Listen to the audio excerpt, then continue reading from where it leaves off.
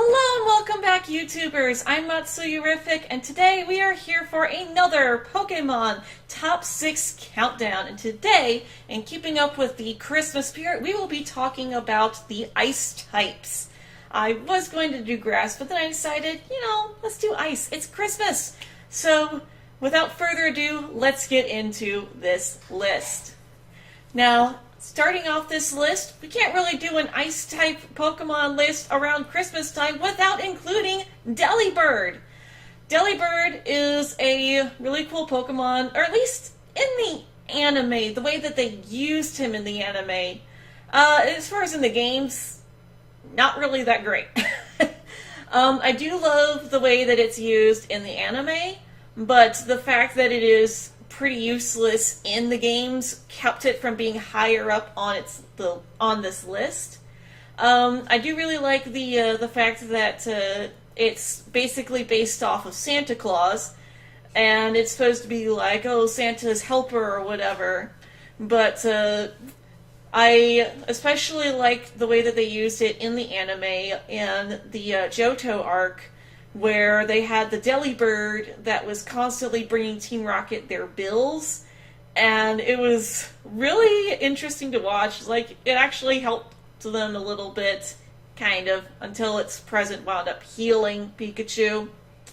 And of course, that was the only time it ever actually helped them in battle. One time it did bring them some different Pokemon that were actually meant for Butch and Cassidy, but that's anime shenanigans. But I do really like the way that it was utilized in the anime, and yeah, I like it, I guess.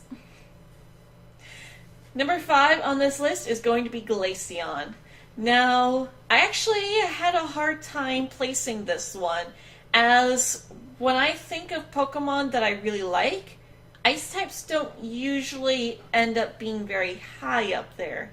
Yes, I do really like Alola Vulpix, but when it came to choosing between putting Vulpix on the Fire or Ice type list, I had to pick Fire type.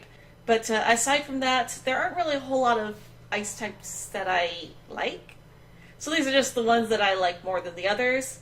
But Glaceon, I decided that I liked it a little bit less than the others. I like its design. I've got an Evolution deck that I used to play with. It was just all Team Plasma Evolutions, and that Glaceon card was really good.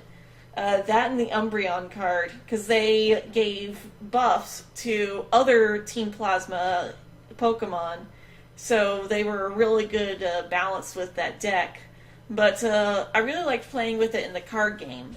It was also kind of cool getting to see May's Eevee evolve into a Glaceon when you see her come back for the Diamond and Pearl arcs. But other than that, I haven't really had a whole lot of time to really get attached to it. There are other evolutions that I like better than it. I just happen to like it better than Delibird. But I do really like its design, and it was nice being able to have more evolutions in Gen 4. And I like the concept of Glaceon and Leafeon, where you have to be around the moss and icy rocks in order for them to evolve. That was kind of cool, but it's usually a pain in the rear to find them. But I still like it better than Delibird, so it's at number 5. Coming in at number 4 on this list is a Pokemon that many of you are probably going to be angry at me for putting on this list. Vanillite. I can't help it. Vanillite is cute, and its higher level evolutions are actually pretty good. When I was working on my living dex, I had to train one up to Vanillux, and I decided to name that one Georgia, after the Ice-type trainer from Black and White, because she did have a Vanillux. She didn't get it till later on in the series, but she did have one, and I didn't feel like naming the others Georgia, so I decided to name this one Georgia. And it actually did really well, so I did get kind of attached to it. I did really like the way it was used in the anime as well, When Georgia's Vanillite was first introduced to us, it got to be the first Ice-type Pokemon that Iris really started to bond with, and she actually accepted the Vanillite by the end of the episode, and I thought that was a great moment in Iris's character arc, and that helps to push Vanillite just far enough up on this list to make it to number 4. Coming in at number 3 on this list, we have a Pokemon that was once more used in the anime, but had a much bigger story arc, and that is Snorunt.